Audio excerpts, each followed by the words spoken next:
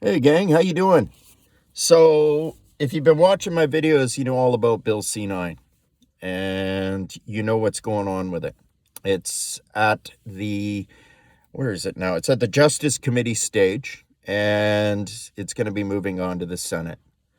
And I know many of you have already emailed, you've already contacted your MPs, we've expressed our opinion, but we've got to keep that pressure on. You know, it's never too late. We've got nothing to lose. Go to protectchristianscanada.com and fill out that little form there. And, just make your opinion known. We're not going to go down without a fight on this one. The Evangelical Fellowship of Canada, they've already gone on record and they've said that the new clarifying clause that they've added to this Bill C-9 is way too vague. And things can be misconstrued or misinterpreted as hate speech. So, for example, a pastor preaching a sermon and he talks about God's design for marriage, somebody could overhear that, or somebody in the crowd could say, I don't like what I just heard. And he could be charged for promoting hate simply by preaching the Bible. I preach at nursing homes, and a staff person could overhear something I'm saying and say, I think that's hate speech, and I could be in trouble. I could get fined. So this is very serious, folks. And as I say, it's at the Senate stage now, but let's just continue to put that pressure on. And for our American friends that are watching this can happen. Don't let these things creep in. So on your side of the river, all I ask is that you contact your government and you have them put pressure on our government to make changes to this bill. You know, these things work.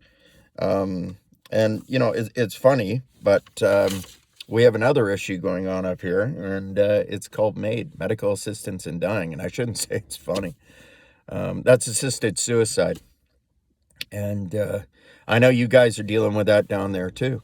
And don't let this thing go forward because it's a slippery slope. I called this out years ago, and now they're looking at amending it to allow for mental illness.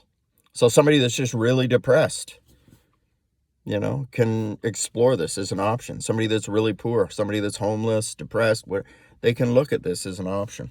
Let's just kill the person. We can candy coat it and we can give it these nice names like, death with dignity or whatever language you want to apply to it, but it's still murder as far as I'm concerned. I get into healthcare to help people, not kill them.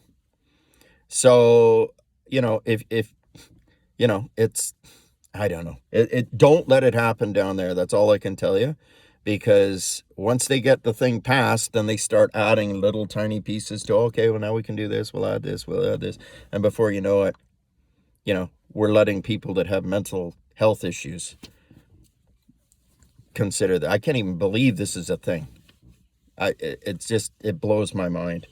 But Danielle Smith, she's the Premier of Alberta. She said no to a lot of this. And she's going against the federal government on this bill. And good for her. She's not going to allow the mental health thing as an issue. And I think we need more of that. We need more leaders in government to take a stand and say, no, absolutely not. And we as citizens and we as Christians need to take that stand as well. We need to just say, no, not going to happen. And just make our opinions known. Email our MPs. Let them know that if they vote this in, if they vote Bill C-9, they're not going to get your vote next year or whenever the election is. Make your opinions known. This isn't just policy debate. These are hard issues. Scripture calls us to defend the vulnerable, to speak the truth in love, and to choose life. So I'll leave you with that. That's what I got for you today. I got to get back to work, but I just want to let you know what's going on today. So anyway, I'll touch base soon. Take care.